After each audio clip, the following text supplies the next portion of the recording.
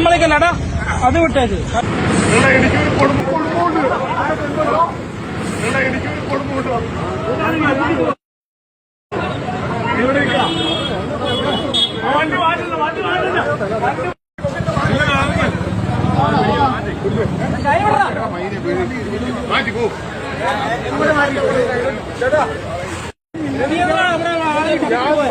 Video കോളിലാണ് അത് നിയമപരമായിട്ട് നിയമം കോടതി വഴി വന്നേ നീ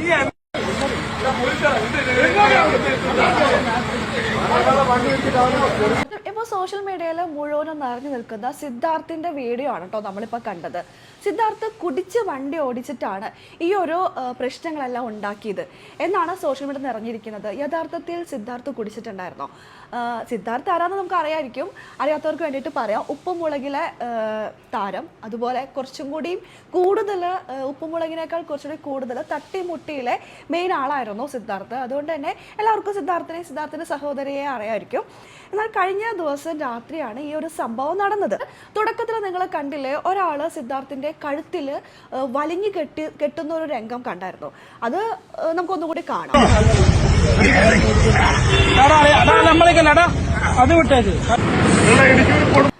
ഈ വ്യക്തി ചെയ്ത ആ പ്രവൃത്തിയോട് ഞാൻ ഒട്ടും യോജിക്കുന്നില്ല. ഏതൊരു മനുഷ്യനാണെങ്കിൽ കുടിച്ചതായിക്കോട്ടെ, മറ്റെന്തെങ്കിലും ബുദ്ധിമുട്ടുള്ള ആളാണെങ്കിൽ പോലും കഴുത്തിലൊരു തുണി മുറുക്കി ചെയ്യുന്നത് അത് തീർച്ചയായിട്ടും തെറ്റായിട്ടുള്ളൊരു കാര്യം തന്നെയാണ്. എങ്കിലും സിദ്ധാർത്ഥ് എന്ന് പറയുന്നത് സെലിബ്രിറ്റി ഫെയിമിലുള്ള ഈ ഒരു വ്യക്തി ചെയ്ത പ്രവൃത്തി എന്ന് പറയുന്നത് കുടിച്ച് വണ്ടി ഓടിക്കുക. ഒരു വണ്ടിയല്ല, 2-3 വണ്ടികളെ തട്ടി എന്നുള്ളതാണ് ഞാൻ അന്വേഷിച്ച് പറഞ്ഞത്. 2-3 വണ്ടികളെ തട്ടി അപ്പം രക്ഷപ്പെടാൻ നോക്കി. അതായത് വണ്ടി നിർത്താതെ ആൾ രക്ഷപ്പെടാൻ വേണ്ടി നോക്കിയപ്പോൾ നാട്ടുകാരെല്ലാവരും കൂടി തടഞ്ഞു, പിടിച്ച് പുറത്തിറക്കി. അപ്പോഴും ആൾ ഇങ്ങനെ കുടിച്ച് മദ്യലഹരിയിലായതുകൊണ്ട് തന്നെ പല കാര്യങ്ങളും അങ്ങോട്ട് എന്തൊക്കെയോ പരസ്പര ബോധമൊക്കെ ഇല്ലാതെ എന്തൊക്കെയോ പറയുന്നുണ്ടായിരുന്നു. അതാണ് നമ്മളിപ്പോൾ കണ്ടത്. പോലീസിനെ ഏൽപ്പിച്ചു എന്നാണ് അറിഞ്ഞത്. ഇതിനെ ചൊല്ലി ഒരുപാട് പേര് സോഷ്യൽ മീഡിയയിൽ ഇപ്പോൾ വരുന്നുണ്ട്. സിദ്ധാർത്ഥിനോട് ചെയ്തത് ശരിയാണോ തെറ്റാണോ എന്നൊക്കെ ചോദിച്ചിട്ട്. സിദ്ധാർത്ഥ് ചെയ്തത് ശരിയാണോ? നമുക്ക് ആ വീഡിയോ മുഴുവനായിട്ട് ഒന്നുകൂടി കാണാം.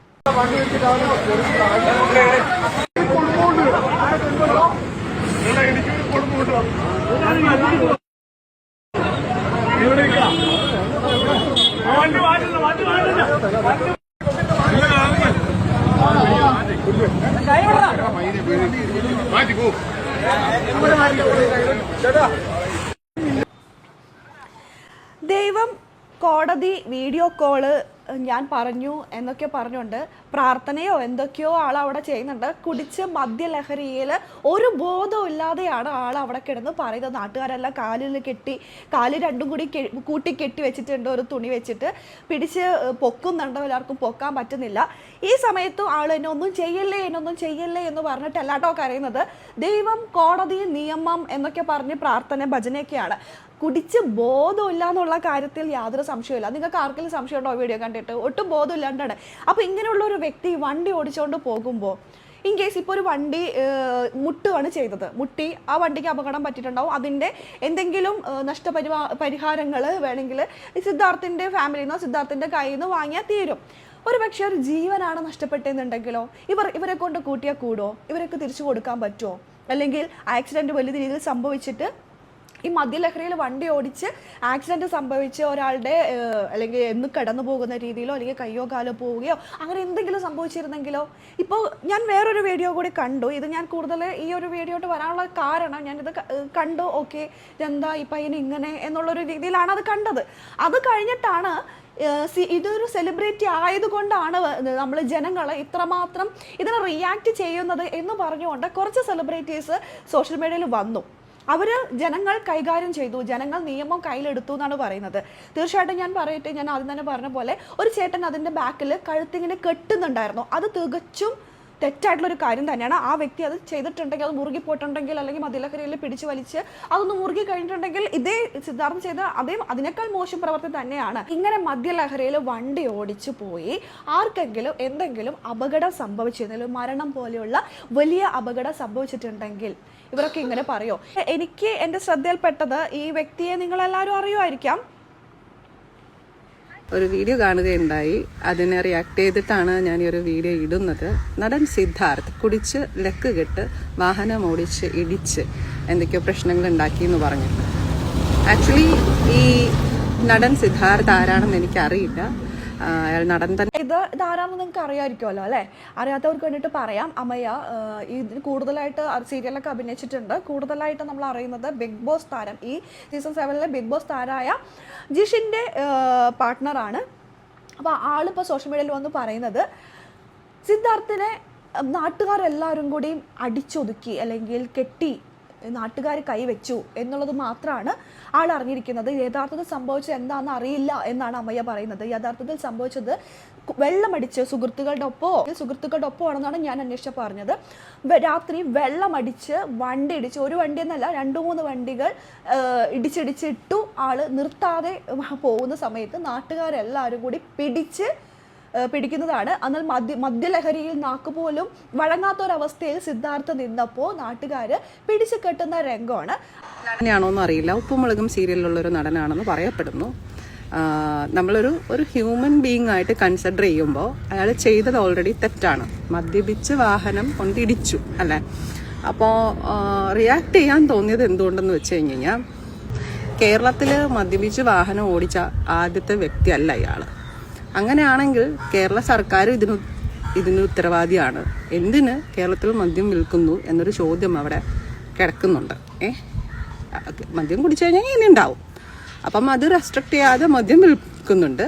അത് വാങ്ങിച്ച് കുടിച്ചിട്ട് പുറത്തേക്ക് പോയപ്പോൾ സംഭവിച്ചൊരു കാര്യം. ആൾക്ക് ഇത് സീരിയൽ നടനാണോ എന്ന് പോലും അറിയില്ല. പക്ഷെ എനിക്ക് റിയാക്ട് ചെയ്യണം തോന്നി. എത്രയോ പേർക്ക് ഇതുപോലെ സംഭവിക്കുന്നു. അപ്പോഴൊന്നും ഇതുപോലെ റിയാക്ഷൻ വീഡിയോ കണ്ടില്ല. ഒരു പക്ഷേ വർഷങ്ങൾക്ക് മുമ്പ് ഇങ്ങനൊരു ഇൻസിഡൻറ്റ് കേട്ടതായിട്ട് എനിക്ക് ഓർമ്മയുണ്ട്. അത് സംഭവിച്ചിരിക്കുന്ന എറണാകുളത്ത് വെച്ചിട്ടാണ്. എൻ്റെ ഓർമ്മ ശരിയാണെങ്കിൽ അത് തോപ്പുംപടി തേവര പാലത്തിൻ്റെ ആ ഭാഗത്ത് വെച്ചിട്ടാണ് സംഭവം. ഗായത്രി സുരേഷിൻ്റെ വണ്ടി പിടിച്ചായിരുന്നു.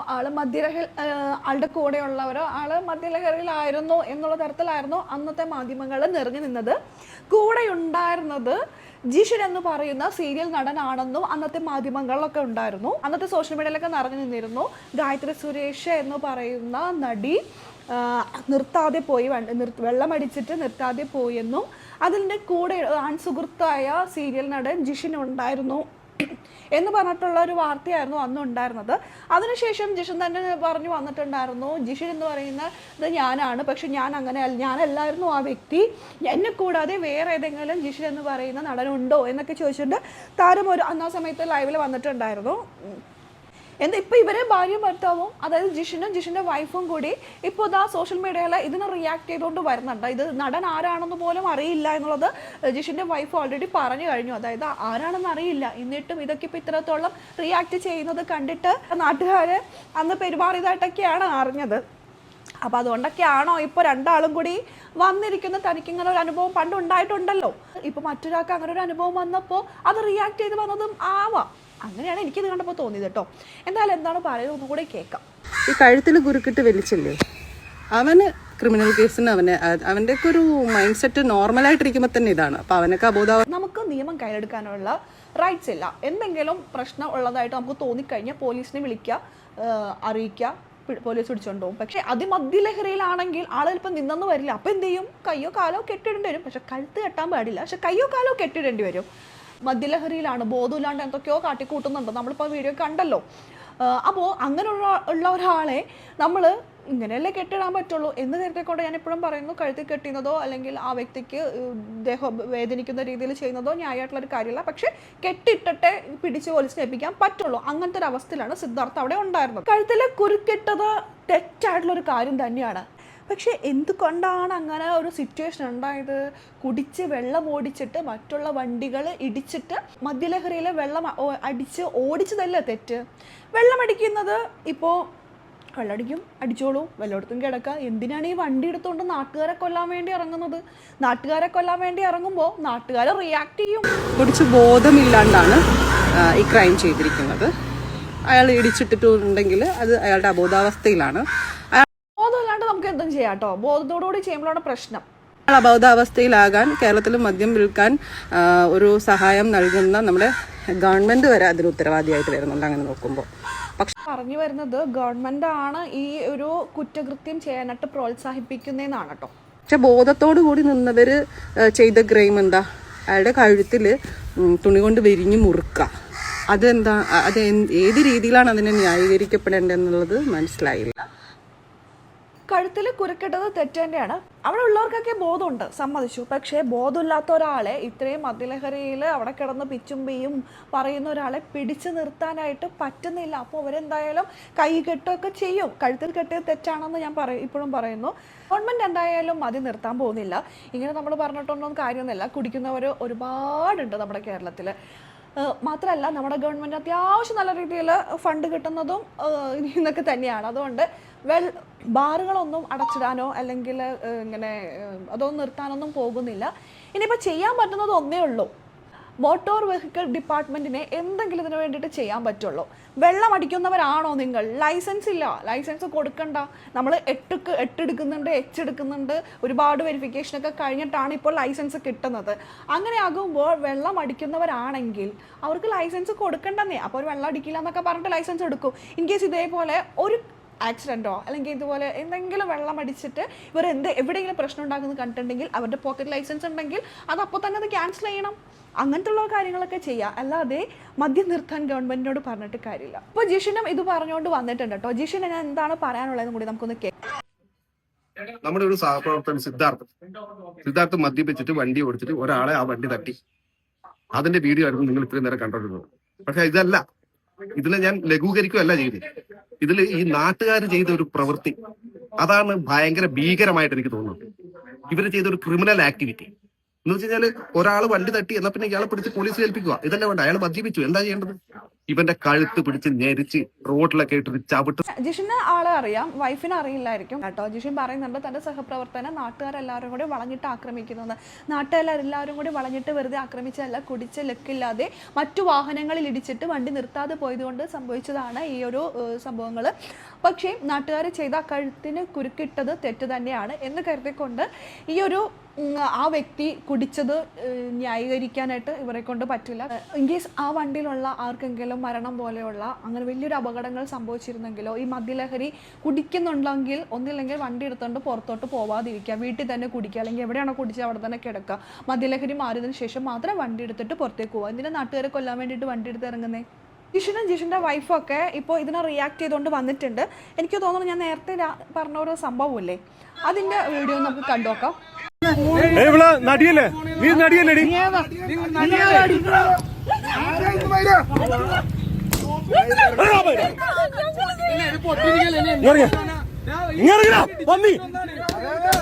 കുടിച്ചോണ്ട് എല്ലാ വണ്ടിക്കും പിടിക്കാണ്. അവളെ കണ്ടിട്ടില്ലേ? ഇവിടെ കണ്ടിട്ടില്ലേ?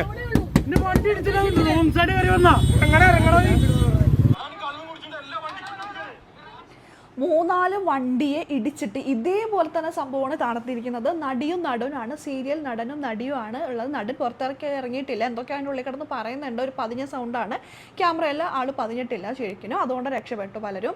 ഇപ്പോൾ ഇതിനകത്ത് അന്ന് വർഷങ്ങൾക്ക് മുമ്പ് നടന്ന സംഭവമാണ് കേട്ടോ. എങ്കിൽ പോലും ഇവർ ഇതിനകത്ത് ഒരു സ്ത്രീ അവിടെ നിന്ന് കരയുന്ന സൗണ്ട് നിങ്ങൾ കേട്ടില്ലേ? എൻ്റെ തലയാണ് ഇടിച്ചിട്ട് തലവേദനിക്കുന്നു എന്ന്.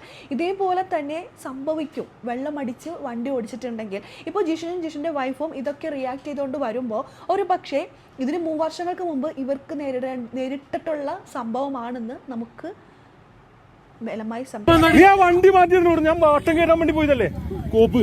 ഞാൻ അവിടെ ഞാൻ പൂട്ടിയാണ് അവനെ.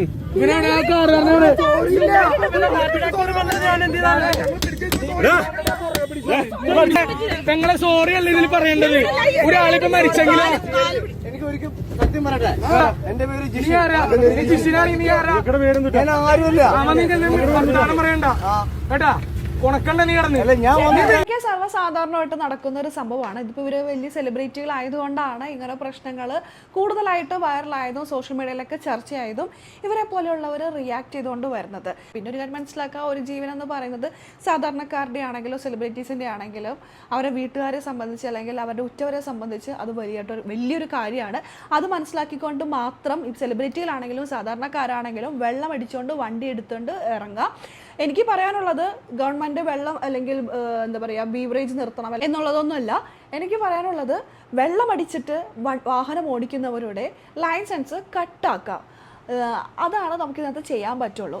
വെള്ളമടിച്ച് വാഹനം ഓടിച്ച് വാഹനങ്ങൾക്കാണെങ്കിലും മനുഷ്യർക്കാണെങ്കിലും അപകടമുണ്ടാകുന്നത് നിർത്തലാക്കാൻ ഇതൊക്കെ ചെയ്യാൻ പറ്റുള്ളൂ. പിന്നെ ഇവരെ പോലുള്ള സെലിബ്രിറ്റീസുകൾ ഇങ്ങനെ ഇത്രയ്ക്ക് തരം താഴ്ന്ന രീതിയിൽ ഓരോ കാര്യങ്ങൾ ചെയ്യുമ്പോൾ നമ്മളൊക്കെ ആണല്ലോ ഇവരുടെ ഷോയൊക്കെ കണ്ട് അവരെയൊക്കെ ഉയർത്തിയെന്ന് തോന്നുമ്പോൾ നമുക്ക് നമ്മളോട് തന്നെ ഒരു പുച്ഛമൊക്കെ തോന്നും അല്ലേ. എന്നിട്ടിപ്പോൾ സാധാരണക്കാരുടെ നേർക്കാണ് ഇവരൊക്കെ വരുന്നത്. എന്തായാലും അനുഭവസ്ഥർ അല്ലെങ്കിൽ ഇതിനു മുമ്പ് ഇതൊക്കെ അനുഭവിച്ചവരായതുകൊണ്ടായിരിക്കും അതെന്തോ ആയിക്കോട്ടെ റിയാക്ട് ചെയ്തുകൊണ്ട് വന്നിട്ടുണ്ട്. എന്തായാലും സിദ്ധാർത്ഥന് സംഭവിച്ചത് എന്താണെന്ന് പലരും ചോദിച്ചു. സിദ്ധാർത്ഥന് സംഭവിച്ചത് ഇതാണ് കേട്ടോ, വെള്ളമടിച്ചിട്ട് വാഹനം ഓടിച്ചു, മറ്റുള്ള ഒരു വാഹനത്തിന് പരിക്കുകൾ ഉണ്ടാക്കി, അപകടം ഉണ്ടാക്കി എന്നുള്ളതാണ്. അത് നിർത്താതെ പോകാൻ ശ്രമിച്ചപ്പോൾ നാട്ടുകാരെല്ലാവരും കൂടി വളഞ്ഞു.